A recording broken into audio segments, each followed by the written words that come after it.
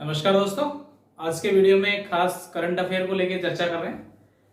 जो अभी चीन और भारत के बीच विवाद की स्थिति चल रही है, उसमें परीक्षाओं की दृष्टि से देखते हुए बहुत सारे सवाल बनते हैं आपके, जिसमें ज्योग्राफिकल इंडिकेशंस की महत्वपूर्ण जो क्षेत्र है वो कहाँ कहाँ पे स्थित है और भारत और चीन के बीच विवाद की स्थिति कहाँ कहाँ पे पनप रही है। तो आज के वीडियो में हम पूरी डिटेल इसकी समझ पाएंगे। देखिए, भारत और चीन के बीच विवाद की स्थिति पुराने समय से लगातार बरकरार रही है, क्योंकि भारत और चीन के बीच जो सीमा रेखा का निर्धारण किया गया था वो 1940 के आसपास किया गया था, मैकमोहन रेखा के नाम से। उससे पहले भी विवाद की स्थिति थी, क्योंकि ब्रिटिश भारत में अलग अलग अंग्रेज अधिकारियों ने उसको अलग अलग लाइन के माध्यम से इंडिकेशन दिया और भारत और चीन के बीच। अभी इन दिनों में जो विवाद की स्थिति बन रही है वो दो जगह पे विवाद की स्थिति बनती है। अगर पूरी चाइना बॉर्डर को हम देखें तो उसको अभी विस्तार से डिस्कस करेंगे। तो देखिए, एक तो विवाद की जो स्थिति है वो यहां है। ये एक झील है जिसका नाम है पेंगोंग त्सो।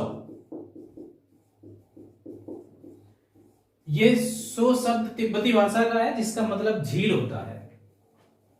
तो ये पेंगोंग झील होगी एक तरीके से। मई के फर्स्ट वीक में इस झील पर भारत और चीन दोनों की सेना का आमना सामना हुआ और यहां पर मतभेद की स्थिति उत्पन्न हुई। तो सबसे एक अहम विवाद तो पेंगोंग त्सो झील का है, जो 5-6 मई के आसपास हुआ। और जो दूसरा विवाद है वो सिक्किम के नाकोला दर्रे पे है।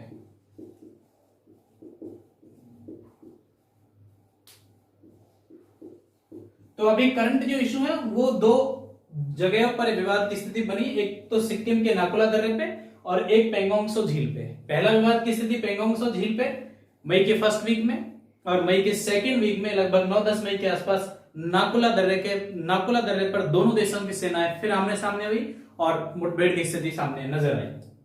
तो ये दो करंट हाल के विवाद हैं।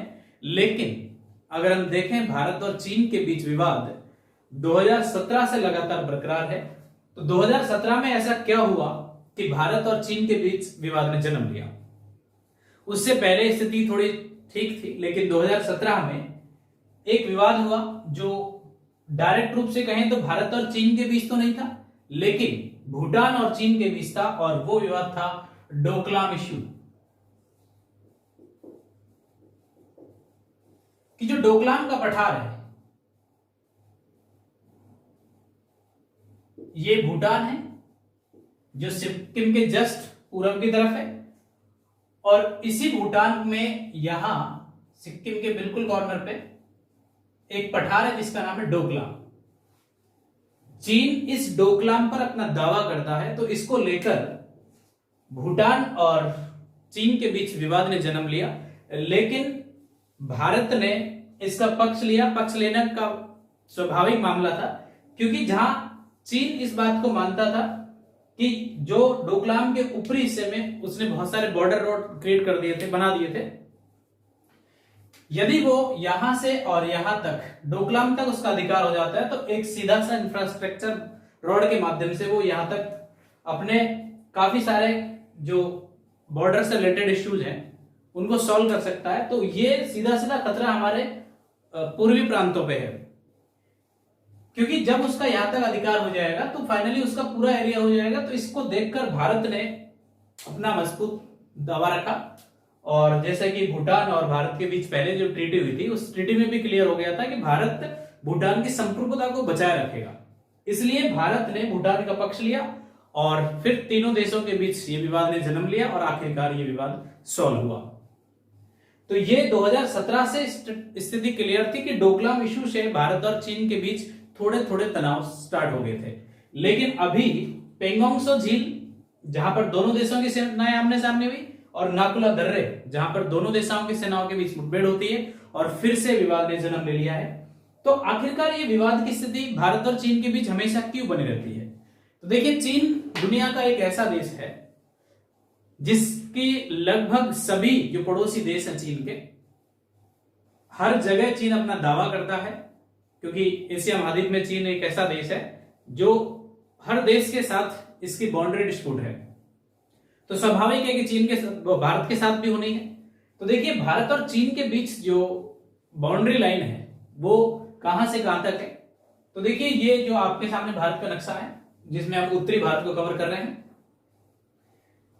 जो हमारा जम्मू एंड कश्मीर हमारे मैप के हिसाब से ये पूरा भारत है, लेकिन रियलिटी में ये पूरा भारत हमारे हिस्से में ना होकर एक तरफ पाकिस्तान के हिस्से में है और दूसरी तरफ चाइना के हिस्से में है। तो देखिए भारत का जो ये वाला पोर्शन है, जब हम इसको जम्मू एंड कश्मीर कहेंगे, ये वाला जो हमारा हिस्सा है वो 1947 जब भारत और पाकिस्तान दो स्वतंत्र राष्ट्र बने उस समय स्थिति क्लियर नहीं थी जम्मू एंड कश्मीर की, क्योंकि कैबिनेट मिशन के अंतर्गत अगर हम देखें तो जो देशी रियासतें थी उनको भारत और पाकिस्तान में शामिल होने का अधिकार था, चाहे तो वो स्वतंत्र भी रह सकती है। तो ये वाले इशू संविधान के निर्माण से पहले से ही थे। जब देशी रियासतों का मसला स्वतंत्रता तक सॉल्व नहीं हुआ, क्योंकि लगभग मोस्ट ऑफ रियासतों को सॉल्व कर लिया था, भारतीय संघ में मिला लिया था, लेकिन 3 देशी रियासत जो अभी भारत में मिलने को तैयार नहीं थी, वो एक तो हैदराबाद, एक जूनागढ़ और एक जम्मू एंड कश्मीर। जूनागढ़ में जनमत संग्रह कराया गया और उसको भारतीय संघ में मिलाया गया क्योंकि 99% वोट भारत के पक्ष में थे। दूसरी तरफ हैदराबाद में भी, हैदराबाद को भी भारत में मिला लिया गया था, लेकिन जम्मू एंड कश्मीर एक विवादित जगह बनी रही थी। जब जम्मू एंड कश्मीर विवादित थी तो यहाँ के जो महाराज हरि सिंह थे उनका कोई स्टैंड क्लियर नहीं था कि उनको कहां मिलना है। ऐसी स्थिति का फायदा देखकर पाकिस्तान ने भारत के पड़ोसी क्षेत्रों पर कब्जा करने की प्लानिंग की और यहां से पाकिस्तानी आर्मी जब उठ के भारत के इस क्षेत्र में प्रवेश करती है, तब तक जम्मू कश्मीर का जो राजा था वो स्वतंत्र रियासत में अपना राज कर रहा था। 1947 के बाद जब 1948 के आसपास पाकिस्तानी सेना जब भारत के इस क्षेत्र पर कब्जा कर चुकी थी और अंतिम रूप से जब महाराज हरि सिंह ने भारत सरकार से सहायता ली, तब जाके भारतीय आर्मी ने इस क्षेत्र को बचाया। लेकिन जब दोनों देशों के बीच ये डिस्प्यूट हुआ तो ये मुद्दा यूएन तक पहुंचा, संयुक्त राष्ट्र तक पहुंचा और संयुक्त राष्ट्र ने 1948 में दोनों देशों के बीच युद्ध को विराम करने के लिए एक ऑर्डर जारी किया, सीज फायर। वो ऑर्डर था जो दोनों देशों की सहमति के बाद युद्ध, दोनों देश जब उसको स्वीकार कर लेंगे तो युद्ध की स्थिति समाप्त हो सकती है।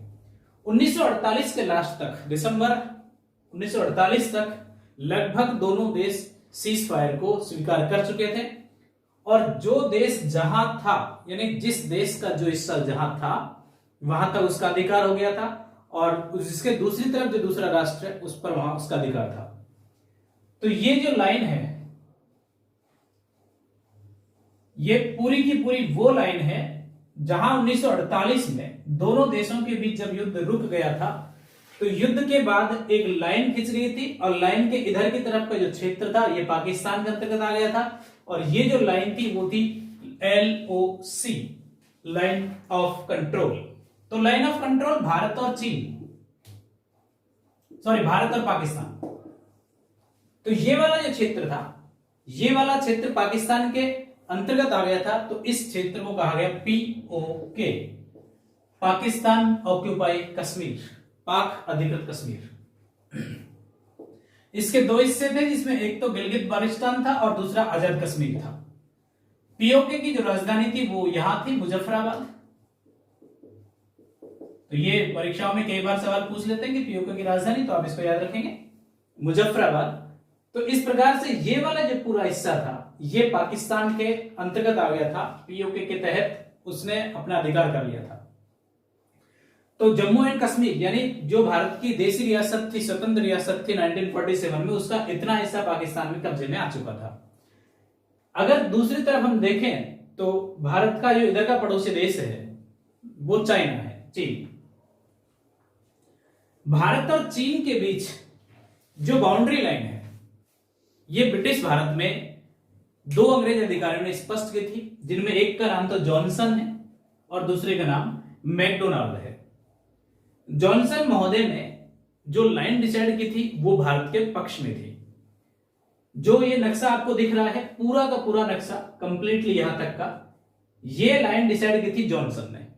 तो यानी ये पूरे भारत पर अधिकार है इस लाइन के तहत, अगर हम बात करें जॉनसन की। तो जॉनसन भारत के पक्ष में था, यानी जो आज हम मैप पे देखते हैं वो पूरा का पूरा भारतीय हिस्से में था। लेकिन 1893 में जो मैकडोनाल्ड थे, इन्होंने जो बाउंड्री डिसाइडेड की वो चीन के पक्ष में डिसाइडेड की, और एक इन्होंने बताया कि यहां तक चीन का अधिकार है। तो ये बात ब्रिटिश भारत की है, यानी ब्रिटिश काल में ही, जब भारत पर अंग्रेजों का शासन था, उस समय ही इस वाले हिस्से पर चीन का अधिकार हो गया था, और ये अक्साई चीन जो चीन का हिस्सा बन चुका था। तो हम यूं कह सकते हैं कि भारत के इस हिस्से में चीन ने पहले अधिकार कर लिया था जब भारत आजाद नहीं हुआ था। तो ये वाली जो लाइन थी, देखो ये वाली लाइन अगर हम देखें तो इसकी स्थिति बहुत बाद में जाके क्लियर होती है, क्योंकि मैकडोनाल्ड ने जो लाइन डिसाइडेड की थी वो यहां से लेकर और यहां तक की डिसाइडेड की थी। इसके बाद चीन लगातार आने वाले टाइम पे अपना दावा आगे तक करता रहा, और दूसरी तरफ भारत भी अपने दावे आगे तक करता रहा, और दोनों देशों के बीच विवाद की स्थिति ने जन्म लिया। और 1962 में 1962 में भारत और चीन का युद्ध हुआ, और भारत और चीन के युद्ध के बाद दोनों देशों में जब समझौता हुआ, तो समझौते के बाद ये बाउंड्री लाइन डिसाइडेड हुई, और जो बाउंड्री लाइन डिसाइडेड हुई उसमें दोनों देशों के पक्ष को देखा और दोनों देशों के बीच की स्थिति को मान लिया गया। जहां चीन इस बात को दावा कर रहा था कि हमारा हिस्सा यहां तक है, ये चीन का दावा था यहां तक, जबकि भारत ये कह रहा था कि हमारा अधिकार यहां तक है। तो ये जो लाइन बनने वाली थी, देखिए ये वाली जो लाइन है ये तो चीन के पक्ष में बात कहती है, और भारत का दावा था कि हम यहां तक हमारा क्षेत्र है। 1962 के युद्ध के बाद दोनों लाइनों के बीच की स्थिति को अपना लिया गया, और जो दोनों लाइनों के बीच की ये जो लाइन खींची गई, ये जो लाइन थी वो बनी LAC, line of actual control. तो ध्यान रखिए LOC भारत पाक और line of actual control Bharat चीन। तो भारत का एक विवाद तो चीन और भारत के बीच एक विवाद तो यहां है, इसके बाद दूसरा विवाद यहां है, और तीसरा विवाद यहां है। तो भारत और चीन के बीच जो बाउंड्री लाइन डिसाइडेड की है उसके हम तीन भाग बना सकते हैं। एक भाग तो ये हो गया यहां से लेकर और यहां तक का,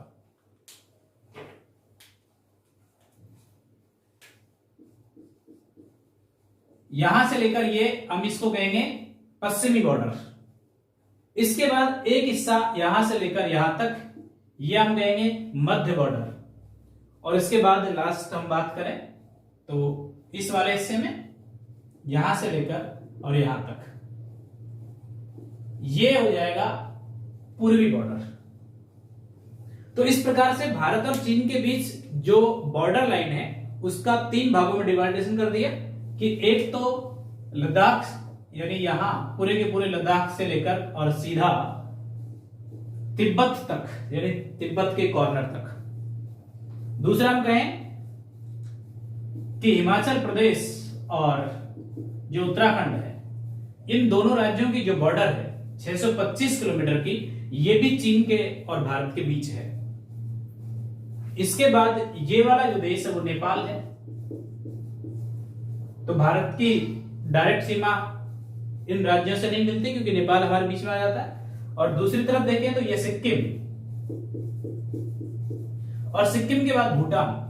तो यहां के जो राज्य हैं अरुणाचल प्रदेश से पहले के, तो ये वाले राज्य असम वगैरह के, तो ये इनका भी डायरेक्ट टच नहीं होता क्योंकि भूटान बीच में आ जाता है। लेकिन भारत का जो पूर्वी क्षेत्र है ये अरुणाचल प्रदेश का, ये फिर से चाइना के टच में है।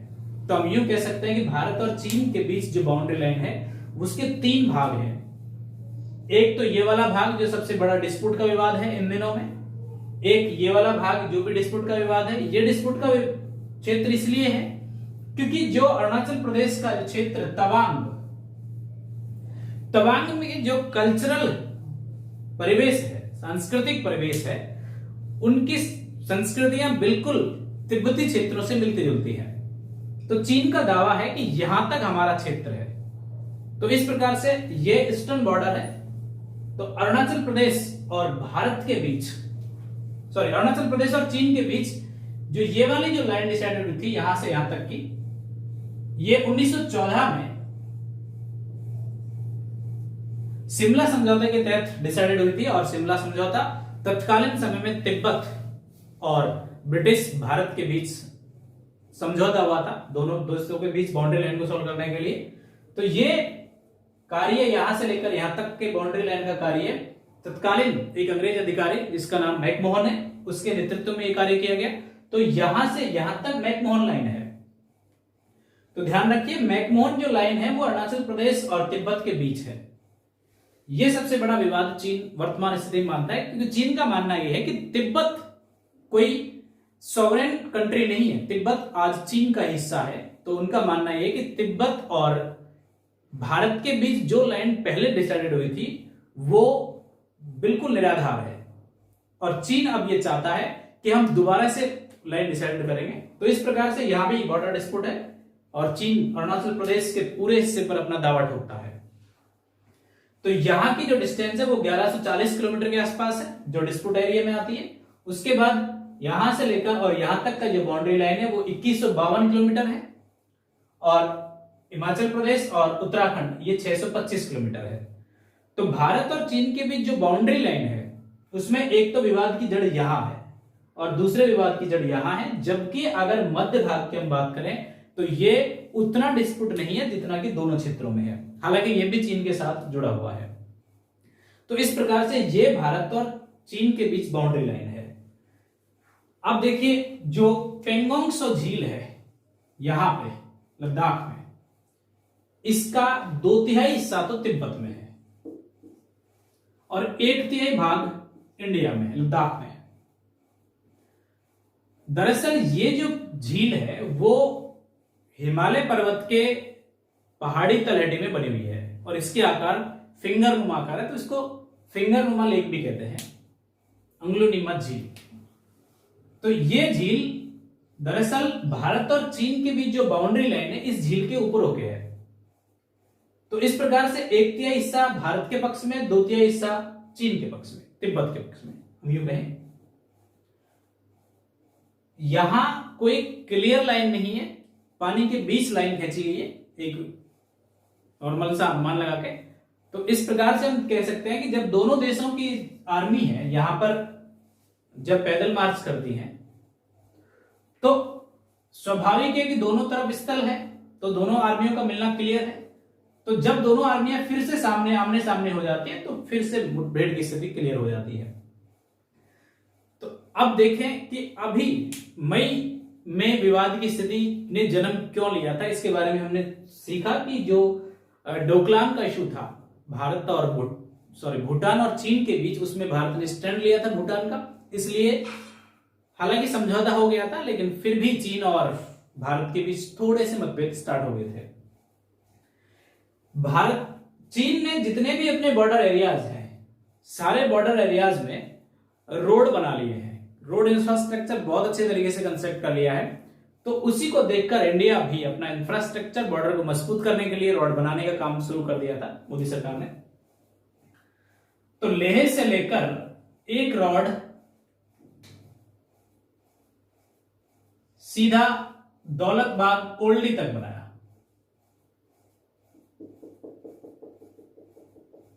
तो जब भारत ने अपनी स्थिति को मजबूत किया ये रोड बनाकर, तो चाइना का मानना यह था कि हम जितना स्ट्रक्चर मजबूत कर सकते हैं वो दूसरा नहीं कर सकता। तो इस बेस पे विवाद ने एक स्थिति को जन्म ले लिया था।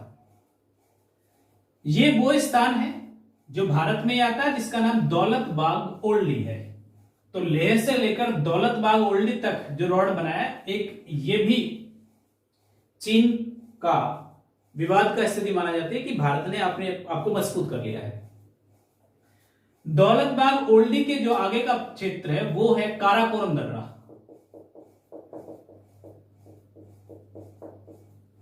तो ध्यान रखिए काराकोरम दर्रा जो भारत से बाहर चाइना में है, और इसके जस्ट पश्चिम की तरफ ये वाला जो क्षेत्र है ये है सक्सगम वैली, सक्सगम घाटी। दरअसल सक्सगम घाटी क्या है तो इसमें देखते हैं 1962 में जब भारत और चीन के बीच युद्ध हुआ था, उस समय पाकिस्तान ने चीन को सहायता देने के लिए, और ये हम यूं कहें कि ये जो एरिया था वो भारत और पाकिस्तान के बीच डिस्प्यूट एरिया था। तो अब पाकिस्तान ने टेंडेंसी क्या बनाई, चीन से अच्छे रिश्ते करने के लिए इस वाले क्षेत्र को चीन को गिफ्ट में दे दिया, और 1963 में ये इस क्षेत्र पर चीन ने अपना अधिकार जमा लिया और ये चीन के तहत ये क्षेत्र चला गया। तो सक्सगम वैली एक समय में भारत का हिस्सा था, लेकिन आज चीन के हिस्से में आता है। इसके बाद दूसरा विवाद यहां है जो कि सियाचिन ग्लेशियर है।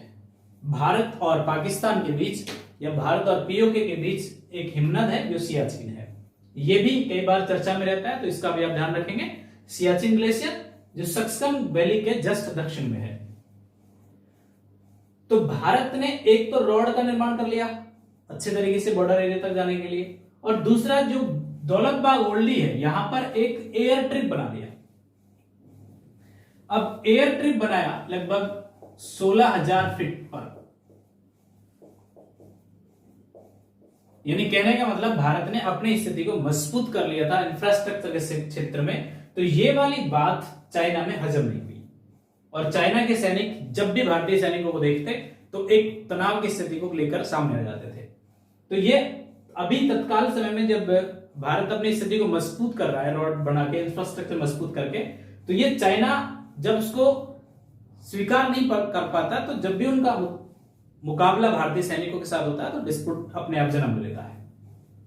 तो एक सवाल आपका यहां से भी है परीक्षाओं में, पेंगोंग सो झील जो कि लेह में है या लद्दाख एरिया में है, इसका 2/3 हिस्सा तिब्बत में है। तो ये अक्साई जो चीन है, यानी भारत का इस वाला जो क्षेत्र पहले के समय में कभी था, ये चीन ने अपने जिनजियांग प्रांत में मिला लिया है।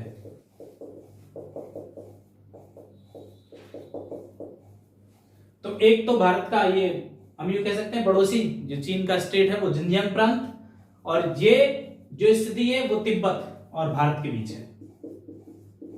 लेकिन स्वाभाविक है कि तिब्बत भी आज चीन का हिस्सा है। तो एक सवाल आपका पेंगोंग सो झील से लेकर है, जिसका 1/3 हिस्सा भारत में और 2/3 हिस्सा तिब्बत में है। 1962 के युद्ध की अगर स्थिति को हम देखें तो जो चीनी सैनिक थे उन्होंने इसी रास्ते से प्रवेश किया था, और इसको हम कहेंगे चुसुल अप्रोच। यानी भारत और तिब्बत के बीच जो ये बॉर्डर एरिया है, यहां पर एक गांव है जिसका नाम है चुसुल। तो ये चुसुल गांव से चीनी सैनिकों ने प्रवेश किया था, और पेंगोंग सो झील के सहारे फिर वो भारतीय रीजन में प्रवेश कर गए थे, और इस प्रकार से 1962 का भारतीय और चीन युद्ध बहुत ही भयानक हुआ था। तो ये वाला एक डिस्प्यूट एरिया हुआ। तो इसके बाद हम आगे बढ़ते हैं, तो देखिए लेह लद्दाख आज के समय में एक यूटी है। इसके बाद हम बात करें हिमाचल प्रदेश की, तो हिमाचल प्रदेश और उत्तराखंड जिनकी सीमा चीन से लगती है 625 किलोमीटर, तो ये भी भारत और चीन के पड़ोसी राज्य हो गए भारत के। इसके बाद नेपाल, अभी नेपाल का और भारत के बीच भी विवाद है, तो इसको हम अलग वीडियो में डिस्कस करेंगे। इसके बाद सिक्किम, तो देखिए सिक्किम में 2-3 दर्रे हैं। 2-3 दर्रों में जैसे जेलेपला दर्रा आप ध्यान रखेंगे, नाथुला दर्रा और नकुला दर्रा। अभी विवाद की स्थिति आई है नाकुला दर्रे पे आके। तो नाकुला दर्रे पर फिर से भारत की और चीन की सेनाएं सामने हुई और फिर से विवाद ने जन्म लिया। तो इस प्रकार से हम कह सकते हैं कि ये ज्योग्राफिकली इंपॉर्टेंट आपका बनता है कि नाकुला दर्रा कहां है, तो ये सिक्किम में है जहां से तिब्बत को रास्ता मिलता है। इसके बाद जो डोकलाम इश्यू है, दरअसल डोकलाम भारत में नहीं है, भूटान में है, और लेकिन सिक्किम के जस्ट पास में डोकलाम पठार, और जिस पर चीन अपना दावा करता है कि ये डोकलाम हमारा है। इसको लेकर चीन और भूटान में 2017 में विवाद की स्टार्ट हो गई थी, जिसका भारत ने स्टैंड लिया और वो विवाद लगभग समाप्त हो गया था। इसके बाद भारत का और ये जो हिस्सा है, चीन का मानना यह है कि इनकी संस्कृति, यानी जो हमारा तवांग रीजन है, तवांग रीजन की संस्कृति चीन के तिब्बत एरिया से काफी मिलती जुलती है। तो चीन का दावा है कि यहां की संस्कृति हमारे जैसी है, इसलिए यहां तक हमारा क्षेत्र है। तो चीन पूरे अरुणाचल प्रदेश को अपने क्षेत्र में लाने की सोचता है। तो हम यूं कह सकते हैं एक डिस्प्यूट एरिया ये है और ज्यादा डिस्प्यूट एरिया ये है। तो ये दोनों डिस्प्यूट एरिया भारत और चीन के बीच सबसे ज्यादा है। दोनों देश भारत और चीन आज दुनिया की उभरती हुई नई अर्थव्यवस्था में शुमार होने जा रही है। तो इस प्रकार से ये जो बॉर्डर डिस्प्यूट है, आने वाले टाइम पे अगर ये बॉर्डर डिस्प्यूट रहा तो दोनों के बीच तनाव काफी बढ़ सकते हैं। तो दोनों देशों को बैठकर किसी भी ट्रीटी या समझौते के माध्यम से बॉर्डर एरिया को सॉल्व कर लेना चाहिए। तो इस प्रकार से अगर हम कुछ और स्थान देखें इंडिया के सेंस में, तो देखिए यहां जम्मू है, ये कश्मीर वाला रीजन है, जिसमें यहां 1999 में जो युद्ध हुआ था कारगिल युद्ध, तो कारगिल यहां है। आप नक्शे के हिसाब से देखिएगा कि जो मुजफ्फराबाद है उसके पूरब की तरफ कारगिल है, और कारगिल के जस्ट नीचे बारामूला है, और बारामूला के जस्ट नीचे उरी है। उरी के जस्ट पूरब की तरफ श्रीनगर है, और श्रीनगर के इधर की तरफ ये लेह है। तो ये भी कुछ ज्योग्राफिकल इंडिकेशंस हैं जो कई बार चर्चा में रहते हैं, डिस्प्यूट्स के एरिया हैं। तो इनको भी आप अच्छे से आप मैप के माध्यम से दर्शा लीजिएगा। तो इस प्रकार से ये आज का वीडियो था भारत और चीन के बॉर्डर को लेकर। अभी दोनों देशों के बीच तनाव की स्थिति है, और जो ज्योग्राफिकली पॉइंट्स आपके सामने इंडिकेशन दिए, इनको आप शॉर्ट में नोट्स बना लीजिएगा। अगले वीडियो में हम फिर मिलते हैं भारत और नेपाल के बीच बाउंड्री लाइन के डिस्प्यूट को लेकर। धन्यवाद दोस्तों।